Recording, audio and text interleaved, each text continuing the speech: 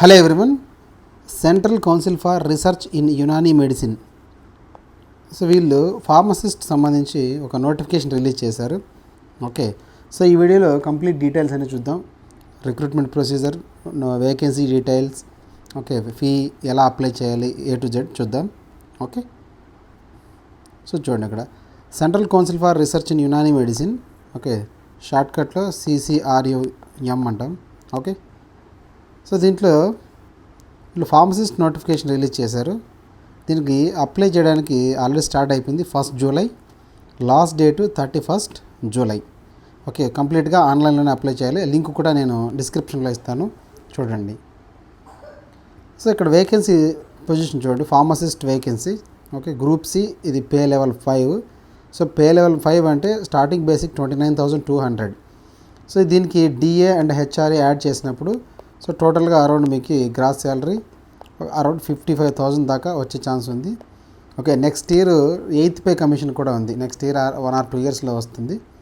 So అదైతే ఇదే salary ఇంకొంచెం హైక్ అవుతుంది. సో అరౌండ్ ఒక 65,000 దాకా అవ్వచ్చు. Okay, after 1.5 year or 2 years. So చూడండి ఒకసారి. సో టోటల్గా 6 వేకెన్సీస్ ఉన్నాయి. ఇందులో అన్రిజర్వ్డ్ 2. సో దీనికి ఎవరైనా అప్లై చేసుకోవచ్చు.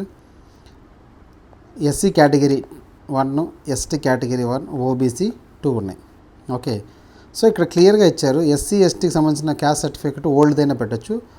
OBCది మీరు 3 years లోపల, లాస్ట్ 3 years లోపల తీసుకొని ఉంటే అది అప్లోడ్ చేయొచ్చు అని చెప్పారు క్లియర్గా. Okay, so next age criteria చూడండి. So age limit 18 to 25. So చాలా తక్కువ ఇచ్చారు, ఎందుకంటే ఓన్లీ ఇక్కడ డిప్లొమా ఇన్ ఫార్మసీ వాళ్ళు ఎలిజిబిలిటీ ఇచ్చారు. సో అందుకు మేబీ ఏజ్ లిమిట్ కూడా తక్కువ ఇచ్చినట్టున్నారు. సో దీనికి మళ్ళీ సో మ్యాక్సిమం లిమిట్ OC వాళ్ళకైతే 25 years ఉంది.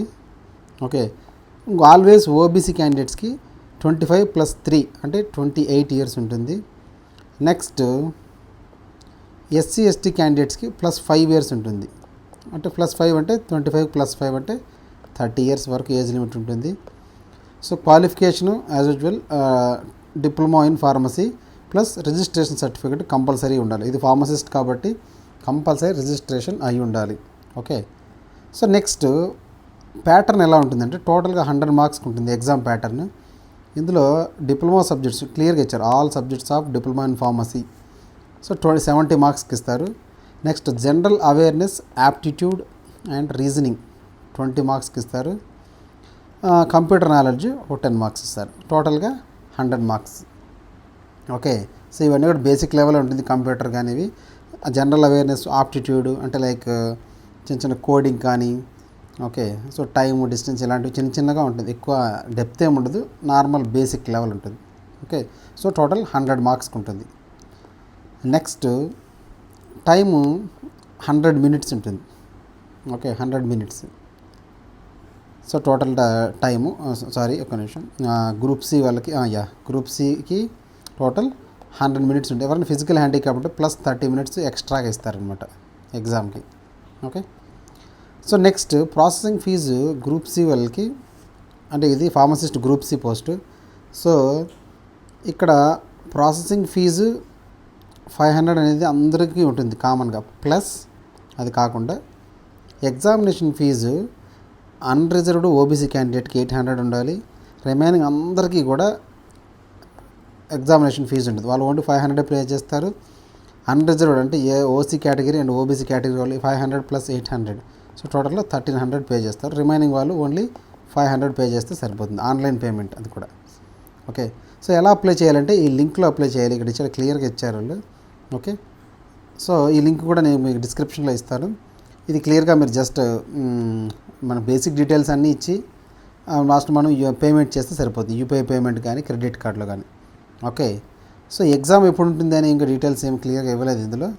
ఓకే, సో ఆ వెబ్సైట్ మీరు ఫాలో చేస్తూ ఉండండి.